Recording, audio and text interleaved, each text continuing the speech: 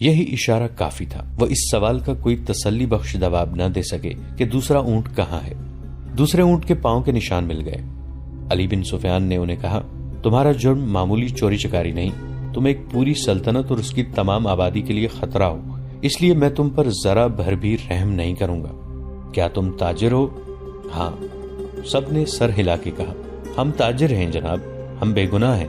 علی بن سفیان نے کہا، اپنے ہاتھوں کی الٹی طرف میرے سامنے کرو۔ پانچوں نے ہاتھ الٹے کر کے آگے کر دیے۔ علی نے سب کے بائیں ہاتھ کے انگوٹھے اور شہادت کی انگلی کی درمیانی جگہ کو دیکھا اور ایک آدمی کو کلائی سے پکڑ کر گھسیٹ لیا۔ اسے کہا، کمان اور ترکش کہاں چھپا رکھی ہے؟ اس آدمی نے معصوم بننے کی بہت کوشش کی۔ علی نے سلطان ایوبی کے ایک محافظ کو اپنے پاس بلا کر اس کے بائیں ہاتھ کی الٹی طرف اسے دکھائی۔ اس کے انگوٹھے کی الٹی طرف اس جگہ جہاں انگوٹھا ہتھیلی کے ساتھ ملتا ہے، یعنی جہاں جوڑ ہوتا ہے، وہاں ایک نشان تھا۔ ایسا نشان اس آدمی کے انگوٹھے کے جوڑ پر بھی تھا۔ علی نے اسے اپنے محافظ کے متعلق بتایا، یہ سلطان کا بہترین تیر انداز ہے اور یہ نشان اسی کا ثبوت ہے کہ یہ تیر انداز ہے۔ اس کے انگوٹھے کی الٹی طرف ایک مدھم سا نشان تھا جسے وہاں بار بار کوئی چیز رگڑی جاتی ہے۔ یہ تیروں کی رگڑ کے نشان تھے۔ تیر دائیں ہاتھ سے پکڑا جاتا ہے، کمان بائیں ہاتھ سے پکڑی جاتی ہے۔ تیر کا اگلا حصہ بائیں ہاتھ کے انگوٹھے پر ہوتا ہے اور جب تیر کمان سے نکلتا ہے تو انگوٹھے پر رگڑ کھا جاتا ہے۔ ایسا نشان ہر ایک تیر انداز کے ہاتھ پر ہوتا ہے۔ علی بن سفیان نے اسے کہا، ان پانچ میں تم اکیلے تیر انداز ہو، کمان اور ترکش کہاں ہے؟ پانچوں چپ رہے۔ علی نے ان پانچ میں سے ایک کو پکڑ کر محافظوں سے کہا، اس کو اس درخت کے ساتھ باندھ دو۔ اسے کھجور کے درخت کے ساتھ کھڑا کر کے باندھ دیا گیا۔ علی نے اپنے تیر انداز کے کان میں کچھ کہا۔ تیر انداز نے کندھے سے کمان اتار کر اس میں تیر رکھا اور درخت سے بندھے ہوئے آدمی کا نشانہ لے کر تیر چھوڑا۔ تیر اس آدمی کی دائیں آنکھ میں اتر گیا، وہ تڑپنے لگا۔ علی نے باقی چار سے کہا، تم میں کتنے ہیں جو سلیب کی خاطر اس طرح تڑپ تڑپ کر جان دینے کو تیار ہیں؟ اس کی طرف دیکھو۔ انہوں نے دیکھا، وہ آدمی چیخ رہا تھا، تڑپ رہا تھا اور اس کی آنکھ سے خون بری طرح بہہ رہا تھا۔ میں تم سب سے وعدہ کرتا ہوں، علی بن سفیان نے کہا، کہ باعزت طریقے سے تم سب کو سمندر پار بھیج دوں گا۔ دوسرے اونٹ پر کون گیا ہے؟ کہاں گیا ہے؟ تمہارا اپنا ایک کماندار ہمارا اونٹ ہم سے چھین کر لے گیا ہے، ایک آدمی نے کہا، اور ایک لڑکی بھی، علی بن سفیان نے کہا۔ تھوڑی ہی دیر بعد علی بن سفیان کے فن نے ان سے اعتراف کروا لیا کہ وہ کون ہیں اور کیا ہیں، مگر انہوں نے یہ جھوٹ بولا کہ لڑکی رات خیمے سے بھاگ گئی تھی اور اس نے بتایا کہ صلاح الدین ایوبی نے رات اسے اپنے خیمے میں رکھا تھا۔ اس نے شراب پی رکھی تھی اور لڑکی کو بھی پلائی تھی اور لڑکی گھبراہٹ اور خوف کے عالم میں آئی تھی۔ اس کے تعاقب میں فخر المصری نام کا ایک کماندار آیا اور اس نے جب لڑکی کی باتیں سنی تو اسے ہمارے اونٹ پر بٹھا کر زبردستی لے گیا۔ انہوں نے وہ تمام بہتان علی بن سفیان کو سنائے جو لڑکی نے سلطان ایوبی پر لگائے تھے۔ علی نے مسکرا کر کہا، تم 5 تربیت یافتہ عسکری اور تیر انداز ہو، اور ایک آدمی تم سے لڑکی بھی لے گیا اور اونٹ بھی۔ اس نے انہی کی نشاندہی پر زمین میں دبائی ہوئی کمان اور ترکش بھی نکلوا لی۔ ان چاروں کو خیمہ گاہ میں بھجوا دیا گیا۔ 5واں آدمی تڑپ تڑپ کر مر چکا تھا۔ اونٹ کے پاؤں کے نشان صاف نظر آ رہے تھے۔ علی بن سفیان نے نہایت سرعت سے 10 سوار بلائے اور انہیں اپنی کمان میں لے کر اس طرف روانہ ہو گیا جدھر اونٹ گیا تھا۔ مگر اونٹ کی روانگی اور اس کے تعاقب میں علی بن سفیان کی روانگی میں 14-15 گھنٹوں کا فرق تھا۔ اونٹ تیز تھا اور اسے آرام کی بھی زیادہ ضرورت نہیں تھی۔ اونٹ پانی اور خوراک کے بغیر 6-7 دن تر و تازہ رہ سکتا ہے۔ اس کے مقابلے میں گھوڑوں کو راستے میں کئی بار آرام، پانی اور خوراک کی ضرورت تھی۔ ان عناصر نے تعاقب ناکام بنا دیا۔ اونٹ نے 14-15 گھنٹوں کا فرق پورا نہ ہونے دیا۔ فخر المصری نے تعاقب کے پیش نظر قیام بہت کم کیا تھا۔ علی بن سفیان کو راستے میں صرف ایک چیز ملی، یہ ایک تھیلا تھا۔ اس نے رک کر تھیلا اٹھایا، کھول کر دیکھا، اس میں کھانے پینے کی چیزیں تھیں۔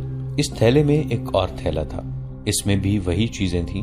علی بن سفیان کے سونگھنے کی تیز حس نے اسے بتا دیا کہ ان اشیاء میں حشیش ملی ہوئی ہے۔ راستے میں اسے 2 جگہ ایسے آثار ملے تھے جن سے پتا چلتا تھا کہ یہاں اونٹ رکا ہے اور سوار یہاں بیٹھے ہیں۔ کھجوروں کی گٹھلیاں، پھلوں کے بیج اور چھلکے بھی بکھرے ہوئے تھے۔ تھیلے نے اسے شک میں ڈال دیا۔ اس کے ذہن میں یہ شک نہ آیا کہ فخر المصری کو حشیش کے نشے میں لڑکی اپنے محافظ کے طور پر ساتھ لے جا رہی ہے۔ تاہم اس نے تھیلا اپنے پاس رکھا، مگر تھیلے کی تلاشی اور قیام نے وقت ضائع کر دیا تھا۔ فخر المصری اور موبی منزل پر نہ بھی پہنچتے اور راستے میں پکڑے بھی جاتے تو کوئی فرق نہ پڑتا۔ سوڈانی لشکر میں ناجی، ادرش اور ان کے ساتھی جو زہر پھیلا چکے تھے وہ اثر کر گیا تھا۔ فاطمی خلافت کے وہ فوجی سربراہ جو برائے نام جرنیل اور دراصل حاکم بنے ہوئے تھے، سلطان صلاح الدین ایوبی کو ایک ناکام امیر اور بیکار حاکم ثابت کرنا چاہتے تھے۔ مسلمان حکمران حرم میں ان لڑکیوں کے اسیر ہو گئے تھے جن میں بیشتر عیسائی اور یہودی تھیں۔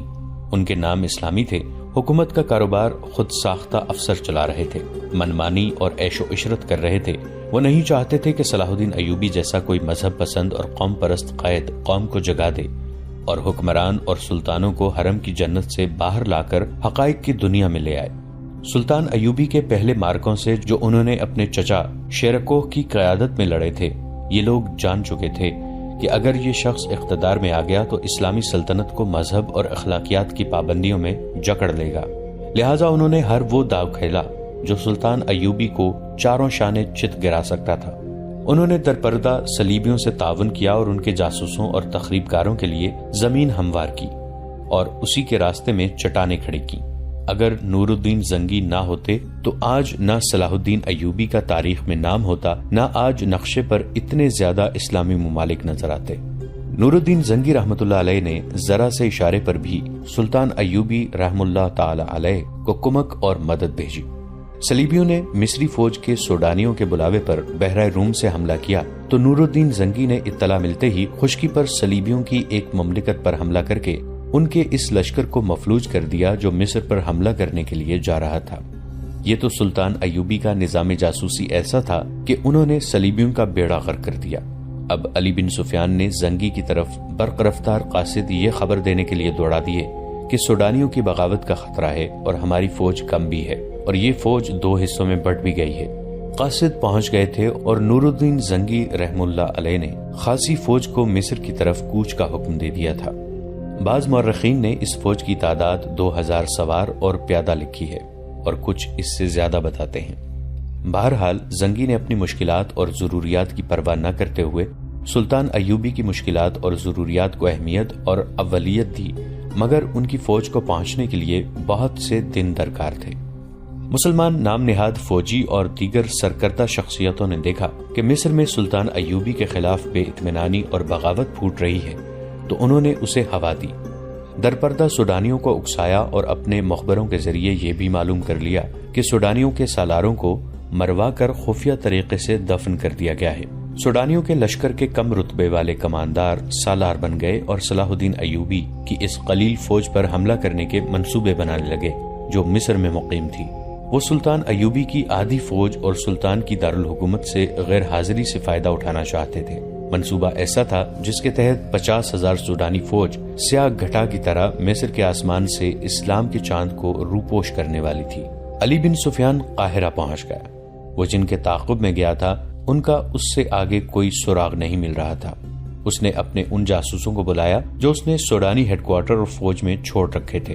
ان میں سے ایک نے بتایا کہ گزشتہ رات ایک اونٹ آیا تھا۔ اندھیرے میں جو کچھ نظر آ سکا وہ 2 سوار تھے، ایک عورت اور ایک مرد۔ جاسوس نے یہ بھی بتایا کہ وہ کون سی عمارت میں داخل ہوئے تھے۔ علی بن سفیان کو یہ اختیار حاصل تھا کہ وہاں چھاپا مارتا۔ سوڈانی فوج سلطنت اسلامیہ کی فوج تھی، کوئی آزاد فوج نہیں تھی، مگر علی نے اس خطرے کے پیش نظر چھاپا نہ مارا کہ یہ جلدی پر تیل کا کام کرے گا۔ اس کا مقصد صرف یہ نہیں تھا کہ موبی اور فخر المصری کو گرفتار کرنا ہے، بلکہ اصل مقصد یہ تھا کہ سوڈانی قیادت کے عزائم اور آئندہ منصوبے معلوم کیے جائیں تاکہ پیش بندی کی جا سکے۔ اس نے اپنے جاسوسوں کو نئی ہدایات جاری کی۔ جاسوسوں میں غیر مسلم لڑکیاں بھی تھیں جو عیسائی یا یہودی نہیں تھیں۔ یہ قہبہ خانوں کی بڑی ذہین اور تیز ترار لڑکیاں تھیں، مگر علی بن سفیان نے ان پر کبھی 100% بھروسہ نہیں کیا تھا کیونکہ وہ دوغلا کھیل بھی سکتی تھی۔ ان لڑکیوں سے بھی اس لڑکی یعنی موبی کا سراغ نہ مل سکا جس کے تعاقب میں علی آیا تھا۔ 4 روز علی بن سفیان دارالحکومت سے باہر مارا مارا پھرتا رہا۔ اس کا دائرہ کار سوڈانی فوجی قیادت کے ارد گرد کا علاقہ تھا۔ 5ویں رات وہ باہر کھلے آسمان تلے بیٹھا اپنے 2 جاسوسوں سے رپورٹ لے رہا تھا۔ اس کے تمام آدمیوں کو معلوم ہو چکا تھا کہ کس وقت وہ کہاں ہوتا ہے۔ اس کے گرد کا ایک آدمی کو ساتھ لیے اس کے پاس آیا اور کہا، یہ اپنا نام فخر المصری بتاتا ہے، جھاڑیوں میں ڈگمگاتا، گرتا اور اٹھتا تھا، میں نے اس سے بات کی تو کہنے لگا کہ مجھے میری فوج تک پہنچا دو، اس سے اچھی طرح بولا بھی نہیں جاتا۔ اس دوران فخر المصری بیٹھ گیا تھا۔ تم وہی کماندار ہو نا جو محاذ سے ایک لڑکی کے ساتھ بھاگے ہو؟ علی بن سفیان نے اس سے پوچھا۔ میں سلطان کی فوج کا بھگوڑا ہوں، فخر نے ہکلاتی لڑکھڑاتی زبان میں کہا۔ سزائے موت کا حقدار ہوں، لیکن میری پوری بات سن لیں ورنہ تم سب کو سزائے موت ملے گی۔ علی بن سفیان اس کے لب و لہجے سے سمجھ گیا کہ یہ شخص نشے میں ہے یا نشے کی طلب نے اس کا یہ حال کر رکھا ہے۔ وہ اسے اپنے دفتر میں لے گئے اور اسے وہ تھیلا دکھایا جو اسے راستے میں پڑا ملا تھا۔ پوچھا، یہ تھیلا تمہارا ہے اور تم اس سے یہ چیزیں کھاتے رہے ہو؟ ہاں، فخر المصری نے جواب دیا، وہ مجھے اسی سے کھلاتی تھی۔ اس کے سامنے وہ تھیلا بھی پڑا تھا جو تھیلے کے اندر سے نکلا تھا۔ علی نے اس میں سے چیزیں نکال کر سامنے رکھ لی تھیں۔ فخر نے یہ چیزیں دیکھیں تو جھپٹ کر مٹھائی کی قسم کا ایک ٹکڑا اٹھا لیا۔ علی نے جھپٹ کر اس کے ہاتھ پر اپنا ہاتھ رکھ دیا۔ فخر نے بےتابی سے کہا، خدا کے لیے مجھے یہ کھانے دو، میری جان اور روح اسی میں ہے۔ مگر علی نے اس سے وہ ٹکڑا چھین لیا اور اسے کہا، مجھے ساری واردات سناؤ، پھر یہ ساری چیزیں اٹھا لینا۔ فخر المصری نڈھال اور بے جان ہوا جا رہا تھا۔ علی بن سفیان نے اسے ایک سفوف کھلا دیا جو حشیش کا توڑ تھا۔ فخر نے اسے تمام تر واقعہ سنا دیا کہ وہ کیمپ سے لڑکی کے تعاقب میں کس طرح گیا تھا۔ تاجروں نے اسے قہوہ پلایا تھا جس کے اثر سے وہ کسی اور ہی دنیا میں جا پہنچا تھا۔ تاجروں یعنی صلیبی جاسوسوں نے اس سے جو باتیں کی تھیں وہ بھی اس نے بتائیں، اور پھر لڑکی کے ساتھ اس نے اونٹ پر جو سفر کیا تھا وہ اس طرح سنایا کہ وہ مسلسل چلتے رہے۔ اونٹ نے بڑی اچھی طرح ساتھ دیا۔ رات کو وہ تھوڑی دیر قیام کرتے تھے۔ لڑکی اسے کھانے کو دوسرے تھیلے میں سے چیزیں دیتی تھی۔ وہ اپنے آپ کو بادشاہ سمجھتا تھا۔ لڑکی نے اسے اپنی محبت کا یقین دلایا اور شادی کا وعدہ کیا تھا، اور یہ شرط رکھی تھی کہ وہ اسے سوڈانی کمانداروں کے پاس پہنچا دے۔ وہ راستے میں ہی لڑکی کو شادی کے بغیر بیوی بنانے کی کوشش کرتا رہا، لیکن لڑکی اسے اپنی باہوں میں لے کر پیار اور محبت میں ایسے ارادے اور خواہش کو مار دیتی۔ فخری نے محسوس تک نہ کیا کہ لڑکی اسے حشیش اور اپنے حسن و شباب کے قبضے میں لیے ہوئے ہے۔ تیسرے پڑاؤ میں جب انہوں نے کھانے پینے کے لیے اونٹ روکا تو تھیلا غائب پایا جو اونٹ کے دوڑنے سے کہیں گر پڑا تھا۔ لڑکی نے اس سے کہا کہ واپس چل کر تھیلا ڈھونڈ لیتے ہیں، لیکن فخر المصری نے کہا کہ وہ بھگوڑا فوجی ہے، خدشہ ہے کہ اس کا تعاقب ہو رہا ہوگا۔ لڑکی ضد کرنے لگی کہ تھیلا ضرور ڈھونڈیں گے۔ فخر نے اسے یقین دلایا کہ بھوکا مرنے کا کوئی خطرہ نہیں، راستے میں کسی آبادی سے کچھ لے لیں گے، مگر لڑکی آبادی کے قریب جانا نہیں چاہتی تھی۔ وہ کہتی تھی کہ واپس چلو۔ فخر المصری نے اسے زبردستی اونٹ پر بٹھا لیا اور اس کے پیچھے بیٹھ کر اونٹ کو اٹھایا اور دوڑا دیا۔ وہ سفر کی تیسری رات تھی۔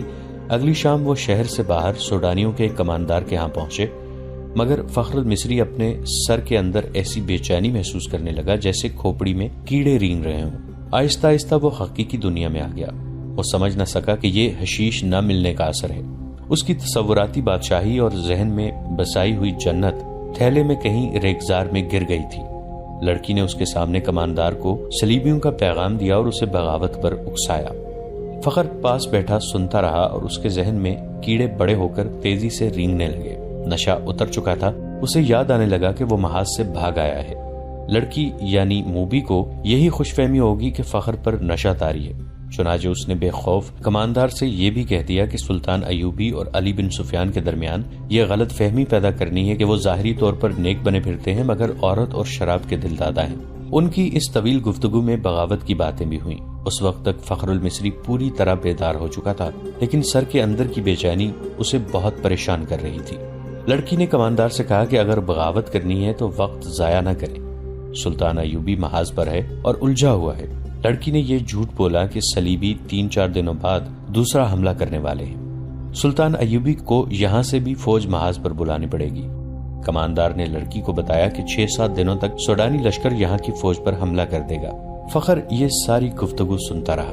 آدھی رات کے بعد اسے الگ کمرے میں بھیج دیا گیا جہاں اس کے سونے کا انتظام تھا۔ لڑکی اور کماندار دوسرے کمرے میں رہے۔ درمیان میں دروازہ تھا جو بند کر دیا گیا۔ اسے نیند نہیں آ رہی تھی۔ اس نے دروازے کے ساتھ کان لگائے تو اسے ہنسی کی آوازیں سنائی دی۔ پھر لڑکی کے یہ الفاظ سنائی دیے، اسے حشیش کے زور پر جہاں تک لائی ہوں اور اس کی محبوبہ بنی رہی ہوں، مجھے ایک محافظ کی ضرورت تھی۔ حشیش کا تھیلا راستے میں گر پڑا ہے، اگر صبح اسے خوراک نہ ملی تو یہ پریشان کرے گا۔ اس کے بعد فخر نے دوسرے کمرے سے جو آوازیں سنی وہ اسے صاف بتا رہی تھیں کہ شراب پی جا رہی ہے اور بدکاری ہو رہی ہے۔ بہت دیر بعد اسے کماندار کی آواز سنائی دی، یہ آدمی اب ہمارے لیے بیکار ہے، اسے قید میں ڈال دیتے ہیں یا ختم کرا دیتے ہیں۔ لڑکی نے اس کی تائید کی۔ فخر المصری پوری طرح بیدار ہو گیا اور وہاں سے نکل بھاگنے کی سوچنے لگا۔ رات کا پچھلا پہر تھا، وہ اس کمرے سے نکلا، اس کا دماغ ساتھ نہیں دے رہا تھا۔ کبھی تو دماغ صاف ہو جاتا مگر زیادہ دیر معاف رہتا۔ صبح کی روشنی پھیلنے تک وہ خطرے سے دور نکل گیا تھا۔ اب اسے دوہرے تعاقب کا خطرہ تھا، دونوں طرف اسے موت نظر آ رہی تھی۔ اپنی فوج کے ہاتھوں گرفتار ہو جاتا تو بھی مجرم تھا، اور اگر سوڈانی پکڑ لیتے تو فوراً قتل کر دیتے۔ وہ دن بھر فرعون کے کھنڈروں میں چھپا رہا۔ حشیش کی طلب، خوف اور غصہ اس کے جسم اور دماغ کو بیکار کر رہا تھا۔ رات تک وہ چلنے پھرنے سے بھی معذور ہوا جا رہا تھا۔ پھر اسے یہ بھی احساس نہ رہا کہ یہ دن ہے یا رات اور وہ کہاں ہے۔ اس کے دماغ میں یہ ارادہ بھی آیا کہ اس عیسائی لڑکی کو جا کر قتل کر دے۔ یہ سوچ بھی آئی کہ اونٹ یا گھوڑا مل جائے اور وہ محاذ پر سلطان ایوبی کے قدموں میں جا گرے، مگر جو بھی سوچ آتی اس پر اندھیرا چھا جاتا تھا جو اس کی آنکھوں کے سامنے آ کر ہر چیز تاریک کر دیتا تھا۔ اسی حالت میں اسے یہ آدمی ملا۔ وہ چونکہ جاسوس تھا اس لیے تربیت کے مطابق اس نے فخر المصری کے ساتھ دوستی اور ہمدردی کی باتیں کی اور اسے علی بن سفیان کے پاس لے آیا۔ تصدیق ہو گئی کہ سوڈانی لشکر حملہ اور بغاوت کرے گا اور یہ کسی بھی لمحے ہو سکتا ہے۔ علی بن سفیان سوچ رہا تھا کہ مقامی کمانڈاروں کو فوراً چوکنا کرے اور سلطان ایوبی کو اطلاع دے، مگر وقت ضائع ہونے کا خطرہ تھا۔ اتنے میں اسے پیغام ملا کہ سلطان صلاح الدین ایوبی بلا رہے ہیں۔ وہ حیران ہو کر چل پڑا کہ سلطان کو تو وہ محاذ پر چھوڑ آیا ہے۔ وہ سلطان ایوبی سے ملا تو سلطان نے بتایا کہ مجھے اطلاع دی گئی تھی کہ ساحل پر صلیبی جاسوسوں کا ایک گروہ موجود ہے اور ان میں سے کچھ ادھر بھی آ گئے ہوں گے۔ محاذ پر میرا کوئی کام نہیں رہ گیا تھا، میں کمان اپنے رفیقوں کو دیکھ کر یہاں آ گیا۔ اس قدر بے چین تھا کہ میں یہاں بہت بڑا خطرہ محسوس کر رہا تھا۔ یہاں کی کیا خبر ہے؟ علی بن سفیان نے انہیں ساری خبر سنا دی اور کہا، اگر آپ چاہیں تو میں زبان کا ہتھیار استعمال کر کے بغاوت کو روکنے کی کوشش کروں یا سلطان زنگی کی مدد آنے تک ملتوی کرا دوں۔ میں جاسوسوں کو بھی استعمال کر سکتا ہوں، ہماری فوج بہت کم ہے، حملے کو نہیں روک سکے گی۔ سلطان ایوبی ٹہلنے لگے، ان کا سر جھکا ہوا تھا، وہ گہری سوچ میں کھو گئے تھے اور علی بن سفیان انہیں دیکھ رہا تھا۔ سلطان نے رک کر کہا، ہاں علی، تم اپنی زبان اور اپنے جاسوس استعمال کرو، لیکن حملے روکنے کے لیے نہیں بلکہ حملے کے حق میں۔ سوڈانیوں کو حملہ کرنا چاہیے مگر رات کے وقت جب ہماری فوج خیموں میں سوئی ہوئی ہوگی۔ علی بن سفیان نے حیرت سے سلطان کو دیکھا۔ سلطان نے کہا، یہاں کے تمام کمانداروں کو بلوا لو اور تم بھی آ جاؤ۔ سلطان ایوبی نے علی بن سفیان کو یہ ہدایت بڑی سختی سے دی، سب کو یہ بتا دینا کہ میرے متعلق ان کے سوا کسی کو معلوم نہ ہو کہ میں محاذ سے یہاں آ گیا ہوں۔ سوڈانیوں سے میری یہاں موجودگی کو پوشیدہ رکھنا بے حد ضروری ہے، میں بڑی احتیاط سے خفیہ طریقے سے آیا ہوں۔ ناظرین، آج کی قسط میں اتنا ہی۔ ہماری نئی ویڈیوز سے باخبر رہنے کے لیے ہمارے اس چینل کو سبسکرائب کر کے نیچے موجود بیل آئیکن کو ضرور پریس کیجیے گا۔ آپ سے ملاقات ہوگی نئی ویڈیو کے ساتھ، تب تک کے لیے ہمارا اور آپ کا اللہ نگہبان۔